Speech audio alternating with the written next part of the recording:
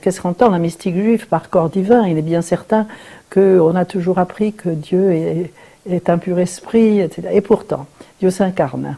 Il s'incarne, et Livre des Nombres, nous trouvons tout de même ce verset tout à fait étonnant où Dieu parle et dit ceci: à mon serviteur Moïse, je parle bouche à bouche et lui, il voit ma forme. Donc c'est dans cette expérience ineffable où Moïse a reçu la Torah, bouche à bouche, c'est-à-dire dans un baiser de Dieu, il a reçu la Torah et il a eu l'expérience de cette forme divine. Dans le livre des Septante, en grec, c'est traduit par « il a vu ma lumière », il a vu, c'est ce qui n'est pas honnête comme traduction. Le mot hébreu, tmouna, c'est véritablement la forme divine. C'est-à-dire que Moïse a vu le Dieu en tant que le Dieu s'incarne. Et il s'incarne dans une forme qui est celle de notre corps. Et c'est donc extrêmement intéressant de reprendre l'étude du corps humain à partir de cet archétype. Cet archétype, le corps divin, étant fait de 10 séphirotes. Les 10 séphirotes, ce sont des récipients qui reçoivent les énergies divines, qui se distribuent autour d'une forme qui fait le corps divin. Et notre corps est à l'image de ce corps divin. Et c'est là où c'est véritablement intéressant de se pencher sur le sens du corps. Si nous remontons les énergies, parce qu'il y a, je crois, comme une distribution d'énergie depuis le sommet du crâne jusqu'à la plante des pieds, et puis nous, notre travail, c'est de faire remonter ces énergies depuis la plante des pieds jusqu'au sommet du crâne. Nous avons donc 3 matrices à passer. Matrice au niveau du ventre, qui est une matrice d'eau, au niveau de la poitrine qui est une matrice de feu et au niveau de la tête qui est la matrice du crâne. J'ai fait l'expérience tout à fait bouleversante d'aller porter cet enseignement dans tous les coins du monde. Où que j'aille, on connaît ces 3 matrices. Quelles que soient les traditions, toutes les traditions connaissent ces 3 matrices. La matrice d'eau, c'est elle dans laquelle nous sommes tous plongés dans ce monde-ci, avec la plupart des êtres qui sont complètement confondus avec les énergies de cette matrice d'eau, c'est-à-dire que ces énergies potentielles qui sont à l'intérieur de nous, ils ne les connaissent pas, et c'est ça qui fait la tragédie de notre monde aujourd'hui, parce que ces énergies ont une autonomie, et lorsque nous ne les saisissons pas pour les accomplir, et je vais parler de leur accomplissement, si nous ne les saisissons pas, elles se retournent en violence, soit en maladie sur le plan personnel, ou bien en violence dans le monde. Et nous assistons à cela d'une façon absolument tragique aujourd'hui. Or, cette violence, si on la reprend en soi, elle est une énergie admirable, absolument admirable, mais à condition qu'elle soit assumée et qu'elle ne soit pas livrée à elle-même.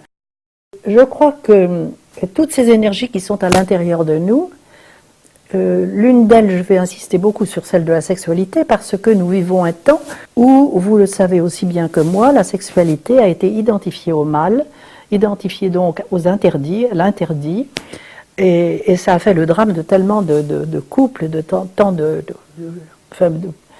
on pourrait en parler très longtemps. Je dirais enfin Malherbe vint, enfin Freud vint à soulever le couvercle de tous ces interdits. Je crois que c'est juste ce qu'il a fait juste dans ce sens-là. Ce qu'il n'a pas compris, je crois, à mon avis, c'est que au-delà de cette frustration de la sexualité, il n'a pas vu que l'humanité était dans une très grande frustration d'authentique spiritualité. On était maintenus comme des enfants dans tu ne dois pas, c'est bien, c'est mal, mais il y avait une autre demande.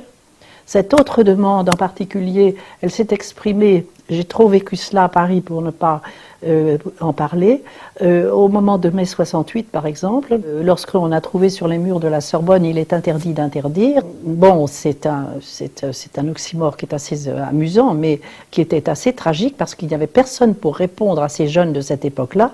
Les jeunes de cette époque-là refusaient les valeurs conventionnelles, mais ils ne savaient pas qu'ils cherchaient des valeurs ontologiques, je dirais, absolues. Et personne n'a été là pour leur répondre.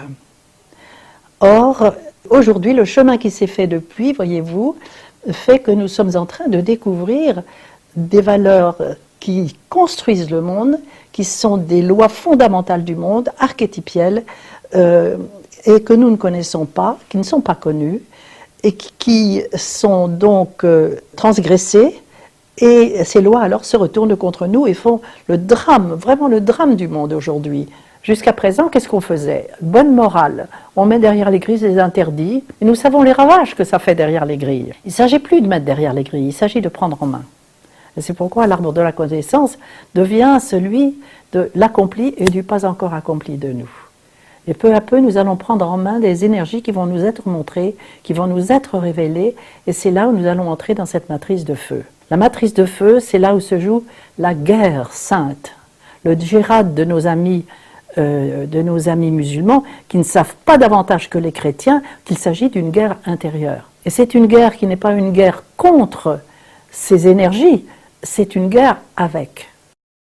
Le drame, c'est que tant que nous sommes dans la matrice d'eau, il y a une rupture totale de rapport entre cette connaissance acquise par l'extérieur et celle que nous pouvons acquérir par l'intérieur, qui est méconnue. Alors que lorsque nous entrons dans la matrice de feu et que nous commençons cette grande bataille, il y a un juste équilibre qui va se faire entre la connaissance acquise par l'extérieur et la connaissance qui nous est donnée de par l'intérieur, et qui est quelque chose d'éblouissant, mais d'éblouissant, et qui comporte la sagesse, alors que l'autre connaissance n'a pas de sagesse. Et vous savez très bien qu'aujourd'hui, on peut faire n'importe quelle horreur avec les techniques que nous découvrons liées à toutes ces connaissances.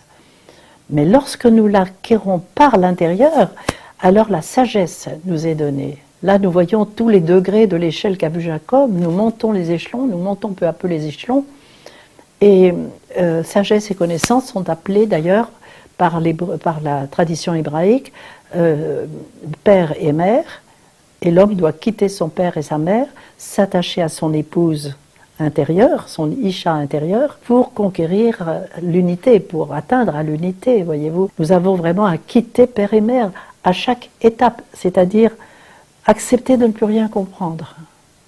Là encore, c'est une démarche négative. Non, ça n'est pas ça. Qu'est-ce que la vérité? Monter sur la croix. Ça n'est pas ça, ça n'est pas ça, ça n'est pas ça, ça n'est pas ça. Nous avons à aller toujours de l'avant. Et ça s'oppose, voyez-vous, à l'ivresse de la connaissance que nous voyons dans le mythe grec avec Icare. Icare qui sort de l'arche, qui sort de labyrinthe, je veux dire, avec des ailes artificielles. Ça, ce sont toutes les techniques. Et la sagesse de Dédale ne vole pas trop haut, ne vole pas trop bas, bonne médiocrité, il y a des dangers partout, fais attention, etc. Et puis mon Dédale, il s'en fiche complètement, il monte, il monte, il monte, les ailes fondent et il retombe dans la mer. Ivresse de Dédale qui finit très mal. Si nous pouvons vraiment établir un lien entre la maladie et puis l'énergie qui est atteinte là, qui n'est pas bien gérée, bien sûr le médecin va raccommoder à l'extérieur, mais nous avons à aller chercher la cause beaucoup plus profonde.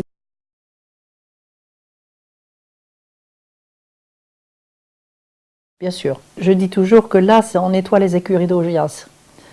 On reprend si je reprends le thème des travaux d'Hercule, vous voyez, parce qu'on va retrouver ça aussi dans tous ces grands mythes. Moi, je vois ça écrit sous la plume de certains philosophes aujourd'hui encore, disant que le mythe, ça n'existe pas, c'est faux, c'est un mensonge.